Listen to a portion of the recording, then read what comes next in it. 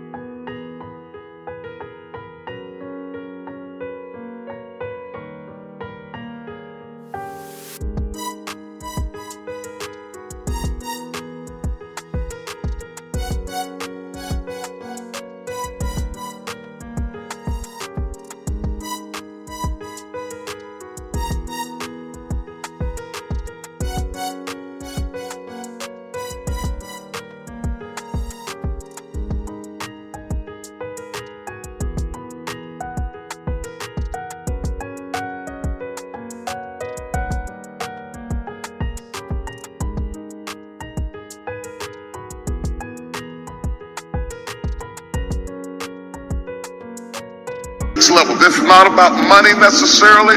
This is not about prestige necessarily. This is about progress. Because it's a shame to live long and have no progress. I want to have progress. Those that leave the greatest impact understand timing. That dreams would come quickly, but the best things in life take time. From simple things like food, preparation, to more complicated issues of parenting and marriage, the best things in life take time. People who don't have time to cook don't cook well, because the best things in life take time. You can get married, you can have a wedding in 30 minutes, but it takes years to have a marriage. The best things in life take what? It is a sharp contrast between being rich and being wealthy. You can hit the lottery, receive an inheritance. You can be catapulted from rags to riches, and you can be rich quick. Though many define wealth differently than how I will today, true wealth isn't just about money, but it is about the lessons you learn while struggling upward. If you have money without wisdom, you will soon be parted from your money. The best things in life take time, takes relationships. You've got the money, but because it was given to you quickly, you didn't build the infrastructure to sustain it. You don't have the relationships to sustain it. You don't have the information to sustain it. And most people who hit the lottery, 70 to 80% of them go broke within 5 years. You can't imagine that you could hit that much money and lose it. But the truth of the matter is, God is teaching us that the best things in life take time. There are things that you learn from struggling. There are things that you learn from tests and trials and trial and error. Some of my best teachers were failure. It takes time to do well. It takes even longer to be well. Let's listen to the words of Solomon when he talks out of Ecclesiastes chapter 3, verse 1 through 2. And listen at Solomon, the wise man, the wise man. He says, to everything there is a season and a time, to every purpose under heaven. He says, to everything there is a season and a time, to every purpose under heaven. You got purpose, but do you understand season and time? Now, we read over that quickly, but we really don't think about it, because if we thought about it, we would understand that some people are seasonal. Some relationships are seasonal. Some opportunities are seasonal. And yet when we see the seasons change, we think the blessing has ceased. But it is not that the blessing has ceased, it is that the season has changed. There's a great deal, I got a lot of trees in my yard. There's a great deal of difference between how my yard looks in the spring and how it looks in the fall. And by the time it gets to winter, quite frankly, the trees are ugly and barren and destitute. And if you came in the winter and saw it, you would have no idea of how beautiful it would be if it takes time. There is a time to be born, and there is a time to die. If I had time, I'd talk about they are very similar, birth and death. A time to plant and a time to pluck up that which is planted. Now listen at what he says. There's a time to plant and there's a time to pluck up that which is planted. Do you know the difference in your life? The difference between knowing when to plant and when to pluck. Have you ever asked God, maybe you've asked him when to plant, but have you ever asked him when to pluck up? Or are you intent on keeping that which is planted to the destruction of plucking up that which you have become accustomed to? You can't have a new season until you are willing to say goodbye to the season you had. I call it the art of letting go. The spirit of release, not wrestling, releasing. Some of you are wrestling to hold on to something that God is trying to take away from you, and you need to release it and simply let it go. That was that season. When I was a child, I thought as a child, I spake as a child, I understood as a child, but when I became a man, I had to let go of childish things, childish thinking. I thought as a child, I spake as a child, I understood as a child. If you are still talking the way you were talking 10 years ago, I've got bad news for you. You have a deformity. A spiritual dysfunction that keeps your thoughts in one dimension. That means you can't fall in love with your thoughts. Timing is everything. Timing is everything. God is telling us over and over and over in nature, in creation, in procreation, that timing is everything. You can't be fruitful out of season. You can be right about what you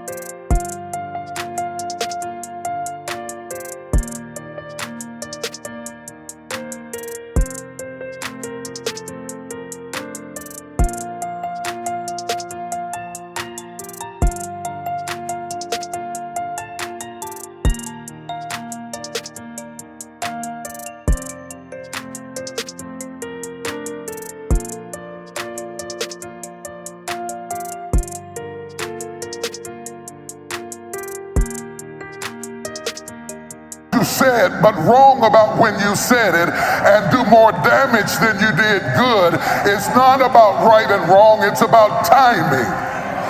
Right information delivered at the wrong time can tear a marriage up the house from being built, can stop you from having the peace you ought to have. You're worried about being right. You need to be worried about timing. Timing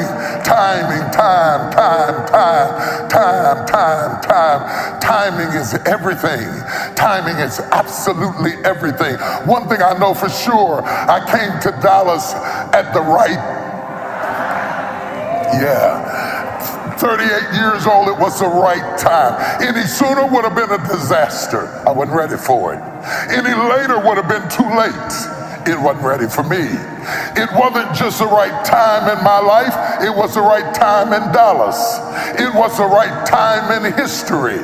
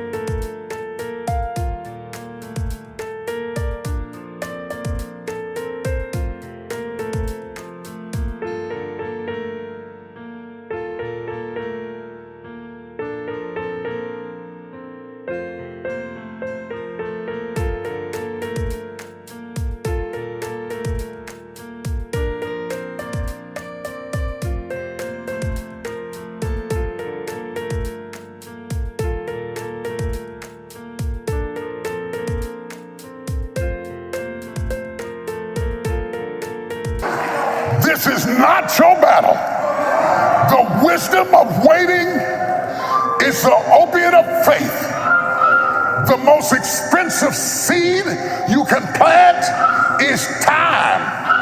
If you sow money, you're going to get some more money. But if you plant time, you'll never have it again.